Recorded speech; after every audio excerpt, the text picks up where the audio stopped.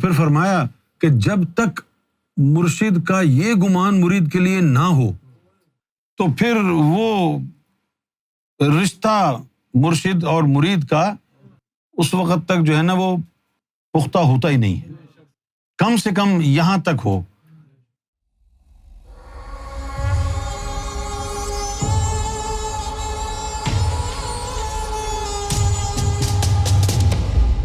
وہ کون سی ایسی غلطی ہے جس سے مرشد کا باطن ناراض ہو جاتا ہے؟ ایک تو گمان ہے، گمان خراب ہو جائے تو باطن ناراض ہو جاتا ہے۔ اس کے علاوہ جیسے مرید کو اپنے مرشد پر ناز اور فخر ہوتا ہے اور ایک زوم ہوتا ہے کہ ہر مصیبت میں، ہر حال میں میرا مرشد مجھے سرخرو کرے گا، بچائے گا، اسی طرح مرشد کو بھی مرید پر مان ہوتا ہے کچھ چیزوں کے بارے میں کہ بھلے کچھ بھی ہو جائے یہ ایسا نہیں سوچے گا، یہ یوں نہیں کرے گا، یہ یوں نہیں، کوئی اگر مرشد کے خلاف بولے گا تو یہ مرشد کا مان ہوتا ہے کہ وہ اپنی جان تو دے دے گا لیکن مرشد کے نام پر حرف نہیں آنے دے۔ کسی نے ہم لوگوں کے بارے میں سرکار سے شکایت کی، کسی نے سرکار کی بارگاہ میں یہ عرض کیا کہ سرکار ہمارا خاندان، ہمارے بھائی، ہمارے رشتہ دار اتنے نیک، اتنے پارسا، کب سے مشن میں آپ کے ساتھ وہ لگے ہوئے ہیں، لیکن آپ ان کو اپنے ساتھ نہیں رکھتے، اور آپ نے ہماری طرف اشارہ کر کے کہ ان چوروں، ڈاکوؤں کو، گناہ گاروں کو، سیاکاروں کو اپنے ساتھ رکھا ہوا ہے، جس کی وجہ سے لوگ آپ کے بارے میں مشکوک ہو جاتے ہیں کہ بھئی انہوں نے ان چوروں کو، ان گناہ گار لوگوں کو، سیاکاروں کو کیوں رکھا ہوا۔ تو سرکار نے اس کے جواب میں یہ بات فرمائی، سرکار نے فرمایا کہ یہ جو تم کو آج چور اور ڈاکو نظر آ رہے ہیں، کل آنے والے وقت میں یہی چور اور ڈاکو ہمارا ساتھ دیں گے، اور فرمایا کہ ان چور اور ڈاکوؤں کا ہم سے رشتہ اور تعلق ایسا ہے کہ یہ اپنی جان تو دے دیں گے لیکن ذات پر آنچ نہیں آنے دیں گے۔ یہ اپنی جان، اور کہ اگر ہم تک کوئی ہاتھ نقصان پہنچانے والا آیا تو یہ کہیں گے ہماری لاش پر گزر کے گوھر شاہی تک جانا پڑے گا، ہمارے جیتے جی تو تم وہاں نہیں جا سکتے۔ تو کیسے لوگ ہوں گے وہ جن کے بارے میں سرکار کا گمان یہ ہے؟ کیوں بھائی؟ سرکار فرماتے ہیں کہ جو اپنی جان ہتھیلی پہ رکھ کے ہمارے لیے گھومتے ہیں تو پھر کیا ہم ان کے گناہوں کو دیکھیں گے؟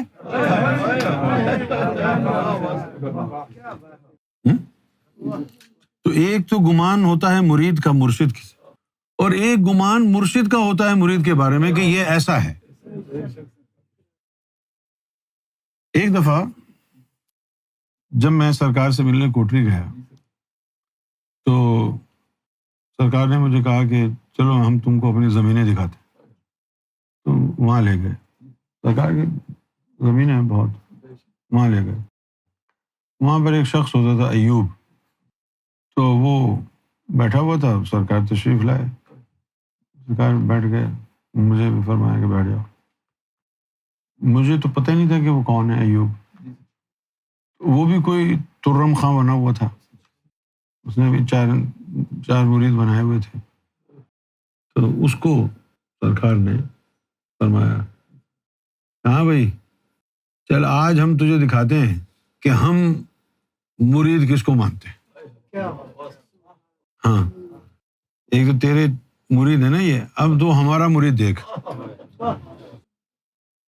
اور فرمایا کہ ہمارا مرید ایسا ہے کہ ابھی اگر اس کو ہم یہ کہیں کہ ہم اس کو، وہ لفظ نہیں کہوں گا میں، اگر ابھی اس کو ہم یہ کہیں کہ اب اپنے آپ کو ہمارے لیے قربان کر دے، ایک سیکنڈ نہیں لگائے گا، ایک سیکنڈ نہیں لگائے گا۔ اور پھر فرمایا کہ جب تک مرشد کا یہ گمان مرید کے لیے نہ ہو، جب تک یہ گمان مرشد کا نہ بنے تو پھر وہ رشتہ مرشد اور مرید کا اس وقت تک جو ہے نا وہ پختہ ہوتا ہی نہیں ہے، کم سے کم یہاں تک ہو، پھر مرشد کے خیال سے بھی فیض ہوتا ہے۔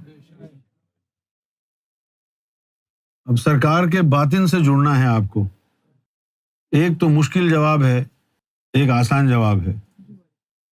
آسان جواب یہ ہے کہ ہم سے جڑے رہیں، کیونکہ سرکار سے ملیں گے تو پہلے سرکار کا ظاہر ہے، اس ظاہر کے اندر سرکار کا باطن ہے۔ اب اگر ہم سے ملیں گے تو ہمارے پاس تو ظاہر ہے نہیں سرکار کا، ہمارے اندر تو باطن ہی باطن ہے۔ جڑ جائیں گے بھائی، ہم کوئی آپ کو اپنے کھوٹے سے تھوڑی جوڑیں گے، ہم جوڑیں گے تو سرکار کے باطن سے ہی جوڑیں گے نا۔ یہ طریقہ آسان ہے جڑنے والا۔